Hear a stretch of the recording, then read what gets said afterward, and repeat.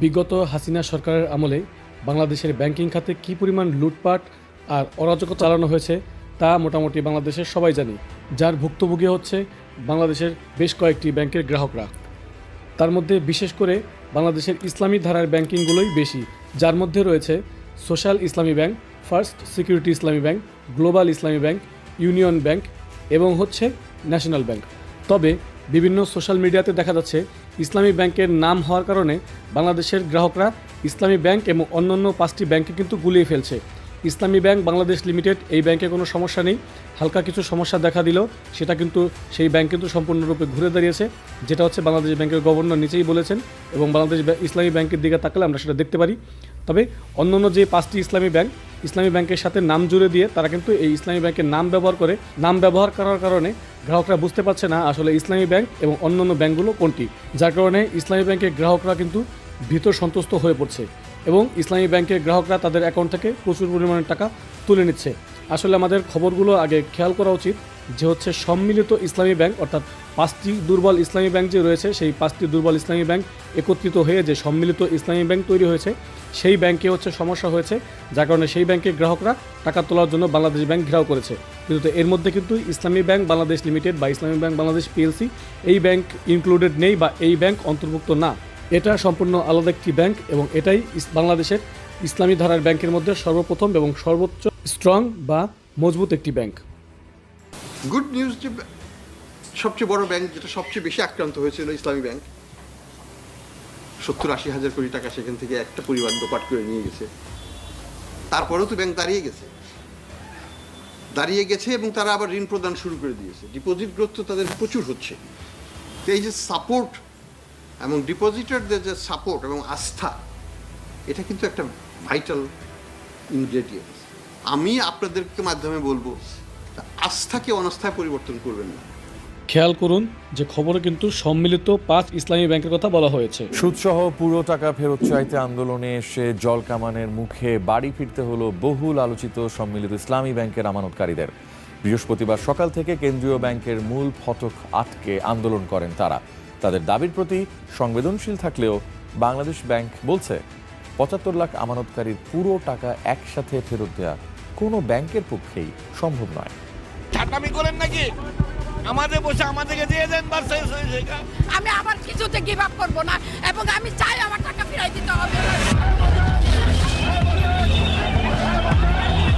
ব্যাংকে রাখা আমানত ফিরে পেতে অবস্থান কর্মসূচিতে পুলিশের জলকামান। বৃহস্পতিবার সকাল 11টা থেকেই মতিঝিলে বাংলাদেশ ব্যাংকের প্রধান কার্যালয়ের সামনে মানববন্ধন ও অবস্থান কর্মসূচি শুরু করে একীভূত প্রক্রিয়ায় থাকা 5 ব্যাংকের সমন্বয়ে সম্মিলিত ইসলামী ব্যাংকের বেশ কজন আমানতকারী।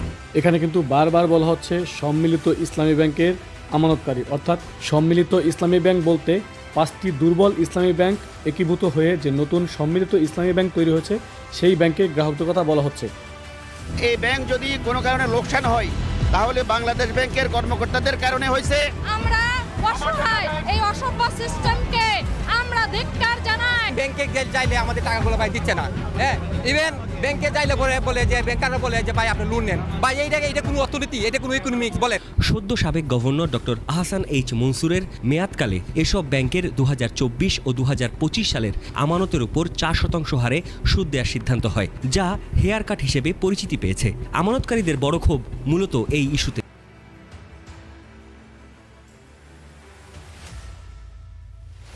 5 ব্যাংকের প্রায় 1.5 লাখ কোটি টাকার আমানত ফিরিয়ে দেওয়া সম্ভব নয় বলেও জানান তিনি। তাদের এই বিক্ষোভ প্রকাশটা সম্পূর্ণ যৌক্তিক। 1.5 লক্ষ কোটি টাকা হলে সবার চাহিদা পূরণ করা সম্ভব হতো, কিন্তু এই বিপুল পরিমাণ অর্থ যোগান দেওয়া বাংলাদেশ ব্যাংক বা সরকারের পক্ষে স্বাভাবিকভাবেই সম্ভব হতো না। সম্মিলিত ইসলামী ব্যাংকের প্রায় 78 লাখ আমানতকারীর আমানত বীমা তহবিল থেকে 2 লাখ টাকা করে মোট 12,000 কোটি টাকা পরিশোধের উদ্যোগ নেওয়া হয়েছে। অনুরোধ করব যে আপনারা একটু ধৈর্যশীল হন, বাস্তবতাটা মেনে নেন। যেহেতু এই ব্যাংকের মালিক এখন সরকারের উপর আস্থা রাখাটা নাগরিক হিসেবে প্রতি নাগরিকের দায়িত্ব। বাংলাদেশ ব্যাংকের সামনে সম্মিলিত 5 ইসলামী ব্যাংকের যে গ্রাহকরা রয়েছেন তাদের হাজার হাজার লক্ষ লক্ষ কোটি টাকা রয়েছে এই ব্যাংকগুলোতে। তারা তাদের আমানত ফেরত চাইছে, না পাওয়ার কারণে ব্যাংক থেকে বিভিন্ন কারণ দেখিয়ে তাদের টাকাগুলো দিচ্ছে না। যার কারণে তারা বাংলাদেশ ব্যাংকের সামনে এসে আন্দোলন করে চলেছে তাদের টাকা ফেরত পাওয়ার জন্য। তো তারপরেও বাংলাদেশ ব্যাংক থেকে বিভিন্ন রকম আশ্বাস দেওয়া হচ্ছে যে তাদের ধৈর্য ধরতে বলা হচ্ছে। তবে এখানে একটা বিষয় ক্লিয়ার যে হচ্ছে ইসলামী ব্যাংক বাংলাদেশ লিমিটেড এবং সম্মিলিত ইসলামী ব্যাংক এই দুইটা কিন্তু এক জিনিস না, এটা কিন্তু সম্পূর্ণ দুইটি আলাদা আলাদা ব্যাংক। আর সে কারণেই ইসলামী ব্যাংক বাংলাদেশ লিমিটেড এই ব্যাংকের গ্রাহক যারা রয়েছেন তারা কিন্তু সম্পূর্ণ নিশ্চিন্তে থাকতে পারেন, কারণ তাদের টাকা সম্পূর্ণ নিরাপদ এবং সুরক্ষিত রয়েছে। আসলে আপনি কেন এখানে এসে দাঁড়িয়েছেন? আমি সাধারণ আমানতকারী, ইসলামী সোশ্যাল ব্যাংকে আমার অ্যাকাউন্ট আছে, সেখানে আমি টাকা রাখি, ফিক্সড ডিপোজিট করে রাখি এবং সেভিংসও আছে। সেভিংস থেকে গত গভর্নর বলতে এর আগে যে গভর্নর ছিল সে বলতে আমাদের 2 লক্ষ টাকা করে দিবে এবং আমাদের ডিপোজিটের টাকাটা 2 বছর পরে দিবে। তা আমরা বাইরে নিচ্ছি যে আমাদের 2 লক্ষ টাকা করে দিবে, আমরা চলতে থাকি এবং প্রফিটগুলো যে সেভিংসে ঢুকবে, আগে যেমন ঢুকতো এখন আমাদের সেভিংসে কোনো প্রফিট ঢুকে না এবং মেন টাকাও দিতেছে না, যে মানে আপনার যে অরিজিনাল ব্যালেন্স সেটাও দিচ্ছে না এবং প্রফিটও দিচ্ছে না, সেভিংসে যে টাকা আছে সেটাও দিতেছে না। আর হেয়ার কাট বাবদ যে 2 লক্ষ টাকা করে দেওয়ার কথা সেটা হেয়ার কাট বাবদ এর জন্য আমরা আমাদের কোনো টাকা দিতে হবে। আচ্ছা ব্যাংক কর্তৃপক্ষ আপনাদেরকে কি বলছে, কেন দিতে পারতেছে না তারা? এটার কি জবাব দিচ্ছে তারা? এটার কোনো জবাব দিতেছে না। করতেছে দিব, আমরা ঠিক করতেছি, আমরা মার্জার করতেছি, 5 ব্যাংক সম্বলিত ব্যাংক করতেছি, সম্বলিত করতে করতে আজকে 2 বছর উৎপাদ করে নিয়ে গেছে। কে নিয়ে গেছে? শেখ হাসিনার সদর যে লোক ছিল তারা নিয়ে গেছে। কিন্তু আমাদের সাধারণ জনগণের টাকা তারা কেন নিবে? তারা যে নিয়ে গেছে, তারা যে কি কোনো ড্রাইভার ছিল না, ঠিক আছে তারা নিয়ে গেছে, তারা টাকা চুরি করে নিয়ে গেছে, তাদের সম্পদ তো নিয়ে যায়নি। আমাদের সম্পদগুলোতে এখন আমাদের দল কেমন দিয়ে আমাদের আক্রমণ করছে, আমাদের উপর লাঠিচার্জ করছে, আমাদের 3 জন লোককে ধরে নিয়ে গেছে। তাহলে কি আমরা ব্যাংকে টাকা রাখছি এভাবে পুলিশ মার খাওয়ার জন্য? এটা কি অরাজকতাই বাংলাদেশ নাকি? এটা একটা খারাপ ওদের নিয়ম নীতি।